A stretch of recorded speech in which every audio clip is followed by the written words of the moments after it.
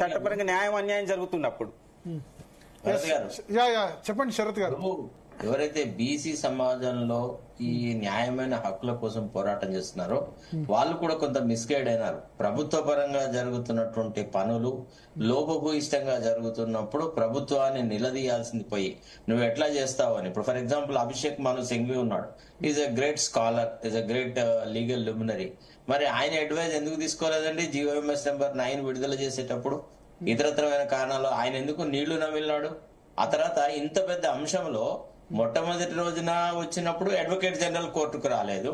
రెండోసారి బలమైన వాదనలు అని చెప్పేసి ఆయన ఢిల్లీ నుంచి ఆర్గ్యుమెంట్ చేస్తుంటే ఆయన ఆర్గ్యుమెంట్ ఎవరికైనా ఏమైనా వినొచ్చిందా? ఇప్పుడు వీళ్ళందరూ ఈవెన్ జాజ శ్రీనివాస్ గాని మిగతా వాళ్ళు గాని మనం అందరం అక్కడ ఉన్నాం. నేను కూడా అబ్జర్వ్ చేస్తూ వచ్చిన ఆర్గ్యుమెంట్ ఆయన చెప్పేది ఏమైనా చీఫ్ జస్టిస్ గారికి అర్థమైందా? చీఫ్ జస్టిస్ గారు అడిగే ప్రశ్నలకు ఆయన సమాధానం ఇచ్చాడా? ఇదానండి మీరు ఒక అంశం మీద చూపేటటువంటి సిన్సియారిటీ. అంటే ఉట్టిగా మాటలలోనే మేము ఖచ్చితంగా 42% ఇస్తాం, 42% ఇచ్చినాకనే ఎన్నికలకు పోతాం. ఇది మాటలలో చూపెడతారా చేతల్లో చూపెడతారా? First point. రెండోది, నువ్వు 31B కింద రెఫర్ చేసినారు ఆ బిల్లులను, 31C కింద పంపించినారు. అది ఎట్లా కరెక్ట్ అండి? అది వాళ్ళ మేధా సంపత్తి ఎక్కడ పోయింది? మరి పెద్ద సుప్రీంకోర్టు రిటైర్డ్ జడ్జి గారు చూసినారన్నారు కదా, మరి ఆయన ఇచ్చిన రిపోర్ట్ ఏంది? ఎందుకు పబ్లిక్ డొమైన్ లోపల 1 మ్యాన్ కమిషన్ రిపోర్టు పెట్టలేదు? సుప్రీంకోర్టు తీర్పులకు అనుకూలంగా ఎందుకు చట్టాలు చేయలేదు? తర్వాత ఎప్పుడైతే మద్రాస్ జడ్జిమెంట్ అవైలబుల్ గా ఉందో రాష్ట్రపతి ఆమోద ముద్ర పెట్టినప్పుడు వాటిని ఎందుకు నోటిఫై చేయలేదు? చీఫ్ జస్టిస్ గారు పదే ఈ ప్రశ్నలు వేశారు కదా. మనలో తప్పులు పెట్టుకొని ప్రభుత్వ పరంగా చిత్తశుద్ధి లేకుండా హాఫ్ హార్టెడ్ గా ఎఫర్ట్ చేసేసి వేరే వాళ్ళని నిందించడంలో ప్రయోజనం ఏందండి? చట్టమే సరిగా జరిగితే నిజంగా ఒక ఆలోచనతో నేను బీసీలకు ఖచ్చితంగా న్యాయం చేస్తా అని ఆ పరిపక్వమైనటువంటి హృదయము, ఆ రకమైన ఇన్వాల్వ్మెంట్ మీకు కనపడదా ప్రభుత్వంలో? ఇవాళ మనం అంటే విమర్శించిన వాళ్ళం అవుతున్నాం. ఎందుకు?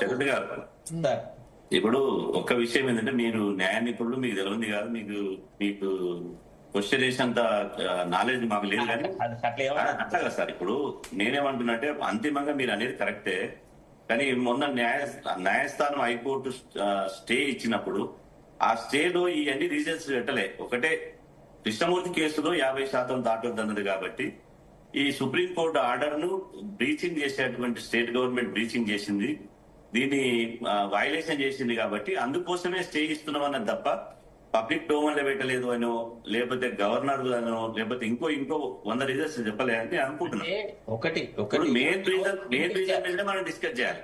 మెయిన్ రీజన్ 50% సీలింగ్ ఎత్తిపోయి 50% సీలింగ్ ని క్రాస్ చేసారు.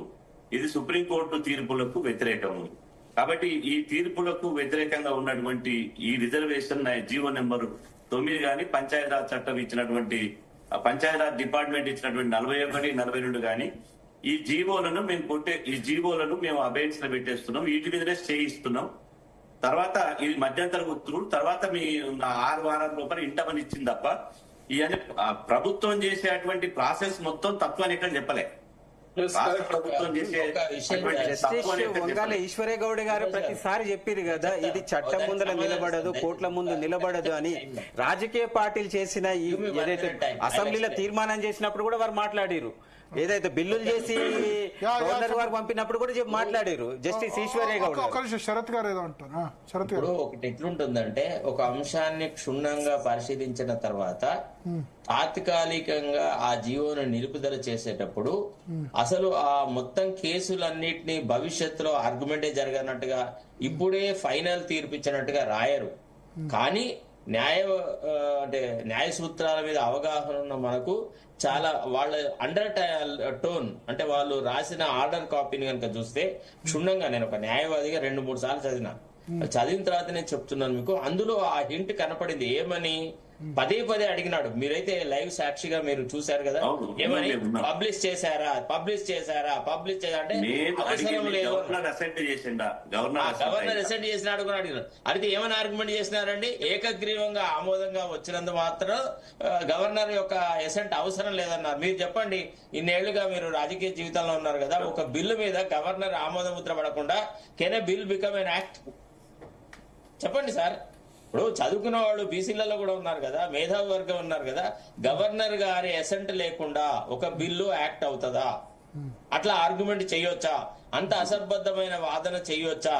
ఎందుకు? ఇప్పుడు మీరు మొదట ఏమన్నారు ముఖ్యమంత్రి గారు, అఖిలపక్ష సమావేశం పెడతాం, అఖిలపక్షం వాళ్ళందరినీ తీసుకొని పోయి ప్రధానమంత్రిని కలుస్తాం, ఒక పద్ధతి ప్రకారంగా. ఇప్పుడు తెలంగాణ ఉద్యమంలో ఎట్లయితే అందరినీ కలుపుకొని పోయి అందరి మద్దతు తీసుకొని ఏ రకంగానైతే అన్ని రాజకీయ పార్టీలను ఒప్పించి తెలంగాణ తెచ్చినామో అట్లాంటి పద్ధతిని ఇక్కడ ఎందుకు అవలంబించలేకపోతున్నాము? ఎందుకు ఈ ఘర్షణ వాతావరణము?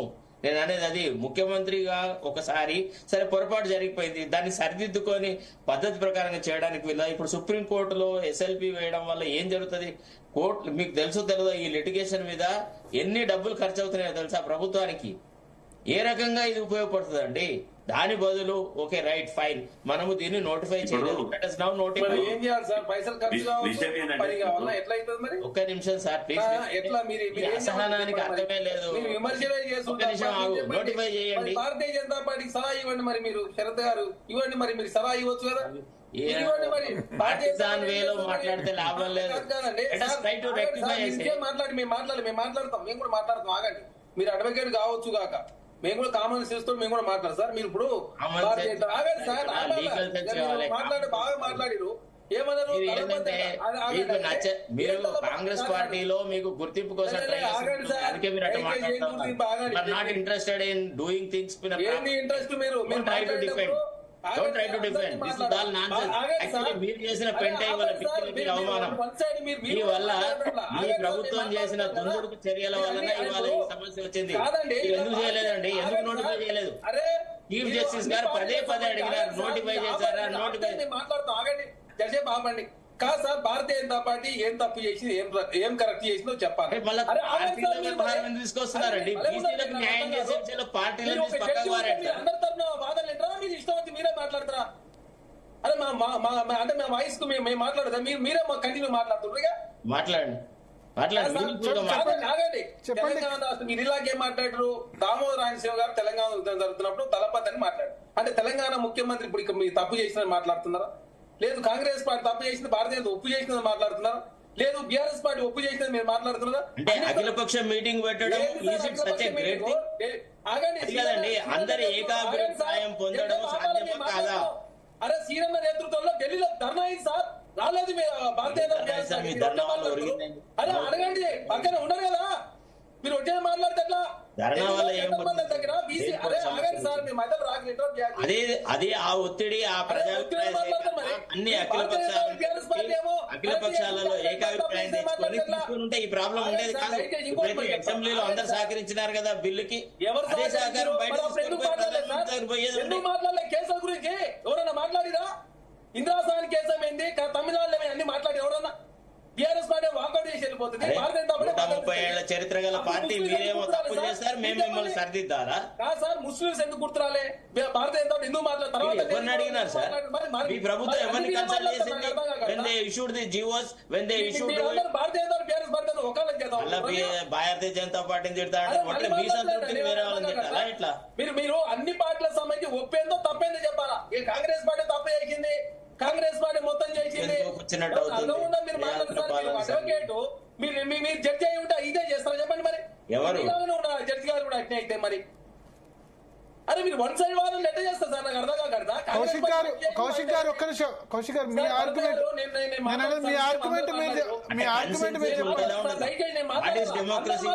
మాట్లాడద్దు sir. What is democracy is all about? అసలు మీరు ఎంతమంది ముఖ్యమంత్రులు చూసారో నాకు తెలియదు కానీ గత ముఖ్యమంత్రులందరూ రాష్ట్రానికి సంబంధించిన ఇంపార్టెంట్ ఇష్యూస్ మీద అఖిలపక్ష మీటింగులు పెట్టి అందరినీ ఒప్పించి ఎన్నో కార్యక్రమాలు సాధించినారు. అసెంబ్లీలో సుదీర్ఘమైన చర్చ జరిగింది కదా, అసెంబ్లీలో సుదీర్ఘమైన చర్చ కూడా జరిగింది కదా, అన్ని పార్టీలు ఏకగ్రీవంగా ఆమోదించినాయి కదా. వాళ్ళని పిలిచి మాట్లాడేది, వాళ్ళు ఢిల్లీకి ధర్నా చేస్తే ఢిల్లీకి రాలే వాళ్ళు. పోయి గవర్నర్ దగ్గర పోయినారా? అన్ని పార్టీలు గవర్నర్ దగ్గర పోయి సార్ మాకు ఎసెంట్ ఇవ్వడానికి మీకు ప్రతిబంధకం ఏముంది అని అడిగినారా? సార్ గవర్నర్ గారు ఎవరి ఆందోళన పనిచేస్తారు? కేంద్ర ప్రభుత్వం. మరి భారతీయ మాట్లాడిందా? రాష్ట్రపతి please don't try to besmirch governor's post. Congress party గొప్ప నిర్ణయం తీసుకొని, చారిత్రక నిర్ణయం తీసుకొని దీన్ని తెలంగాణ రాష్ట్రంలో కులగణ చేసి 42% రిజర్వేషన్ ఇస్తానంటే మాత్రం మీకు బాధ వేస్తుంది, భయం వేస్తుంది. మరి మీరు బాధ వేస్తే భయం వేస్తే మేమేం చేయాలి మరి? అంటే కాంగ్రెస్ పార్టీ తప్పు చేసినారా? మీరు పైసలు ఖర్చు అయితే మాట్లాడితే బీసీల అంశానికి సంబంధించి ప్రభుత్వం ఖర్చు పెడితే మీకు బాధ వేస్తుందో చెప్పండి. చారిత్రాత్మక నిర్ణయమే కానీ చారిత్రాత్మకమైన విధానాన్ని పాటించలేదు.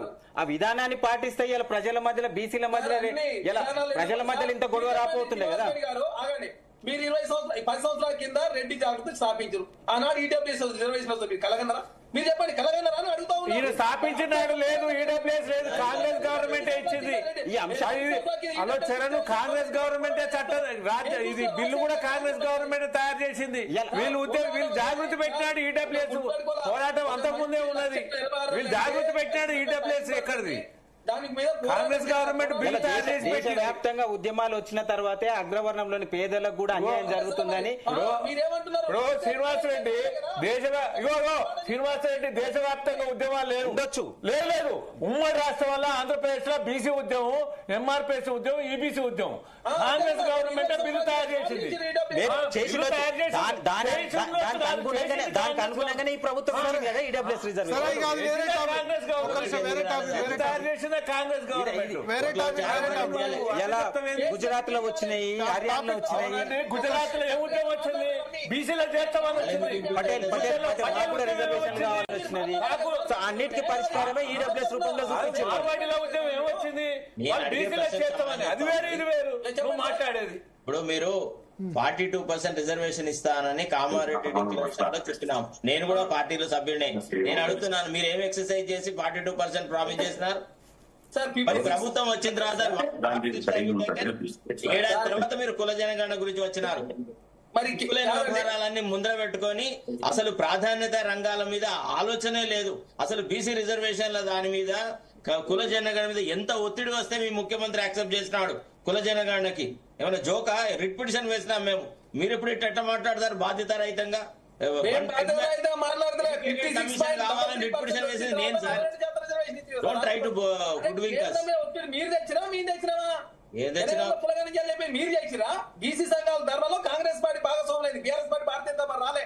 ఆనాడు వీళ్ళంతా ఎవరు మాట్లాడలే. మరి అనవసరమైన దాన్ని రాజకీయం చేయకండి. వాళ్లకు న్యాయంగా రావాల్సిన హక్కులకు పోరాడే అసెంబ్లీలో ఏకగ్రీవం తీర్మానం చేసి అన్ని పార్టీలు ఇంప్లీడ్ అవ్వాలి, అభివృద్ధి చేయాలని పొన్నం ప్రభాకర్ గారు పిలిపించారు కదా. ప్రయత్నం ఇలాంటి వాళ్ళంతా చేస్తా ఉన్నారు. ఒక్కసారి ప్రయత్నం మీరు చేస్తా ఉన్నారు. ఇలాంటి వాళ్ళంతా కూడా Bharatiya Janata party correct, BJP correct, Congress party తప్పు చేసింది. చరణ్ గారు ఒక్క నిమిషం. చరణ్ కౌశిక్ గారు ఇప్పుడు ఎట్లా మరి? ఇప్పుడు నేను శ్రీనివాస్ గారిని అడుగుతున్నాను. శ్రీనివాస్ గారు అయితే అనుభవం ఉన్న బీసీ నాయకుడు కదా సార్, మీరు చెప్పండి, ప్రభుత్వ విధానంలో కొంత లోపం లేకుంటే హైకోర్టులో ఈ చుక్కెదురవునా? దయచేసి మీరు చెప్పండి. మీరు చెప్పలేదా ఈ రకంగా పోతే బాగుండేది, అందరు పార్టీలతోని కలుపుకొని ఒక ఏకాభిప్రాయం సాధించి సంయమనంతో ఈ వ్యవహారాలు జరిపి న్యాయంగా జరగాల్సిన పని జరిగితే బాగుండు అనే భావన మీలో రావట్లేదా ఇప్పుడు కూడా? ఇప్పుడు వాస్తవంగా సార్ మేము దగ్గరగా చూసినాము. తెలంగాణ ప్రభుత్వం చిత్తశుద్ధితోటి మేము చెప్పినటువంటి అభిప్రాయాలను పరిగణలోకి తీసుకుంది. ఒకటి, మొదట బీసీ కమిషన్ వేసింది. బీసీ కమిషన్ ద్వారా లెక్కలు తీయాలనుకుంది. కానీ హైకోర్టు డెడికేటెడ్ కమిషన్ ద్వారా కులగణన లెక్కలు తీయాలంటే అది గౌరవించి డెడికేటెడ్ కమిషన్ ద్వారా లెక్కలు తీసింది. అంటే రాష్ట్ర ప్రభుత్వం చేతులున్న పవర్ ను మొత్తం ఎక్సర్సైజ్ చేసింది. ఇప్పుడు ఇంత పెద్ద ఎక్సర్సైజ్ చేసినప్పుడు కొన్ని చిన్న చిన్న లోపాలు సహజం. కానీ రిజర్వేషన్లకు గండి కొట్టేటువంటి లోపాలు కావు. ఆ లోపాలు చిన్న లోపాలే తప్ప పెద్దవి మనకు కనపడేటువంటి లోపాలు కావు. ఇక్కడ ప్రధానంగా మొన్న హైకోర్టులో జరిగినటువంటి ఆర్గ్యుమెంట్ మనమందరం చూసినాం. గవర్నర్ గారు ఎందుకు అసెంబ్లీ చేయలేదు అన్నాడు. గవర్నర్ గారు ఎవరి చేతిలో ఉంటారు? మీకు తెలియంది కాదు. గవర్నర్ గారు గవర్నర్ గారు బిల్లు ఆమోదించినాక బిల్లును కూడా చట్టంలో బిల్లు న్యాయకోటం న్యాయ వ్యవస్థలో ప్రశ్నించే అవకాశం ఉండే కదా. ఏదైతే ట్రిపుల్ టెస్ట్ ఉంది, ట్రిపుల్ టెస్ట్ లో డెడికేటెడ్ కమిషన్, తర్వాత సింగిల్ మెన్ కమిషన్ పర్ఫెక్ట్ ఉంది.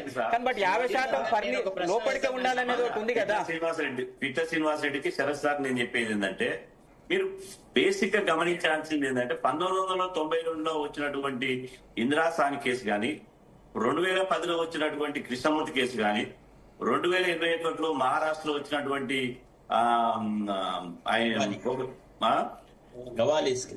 గవాలి కేసు గాని, అప్పుడు వచ్చినటువంటి జడ్జిమెంట్ సందర్భంగా కులగణన డేటా లేదు, ఎంపారికల్ డేటా లేదు.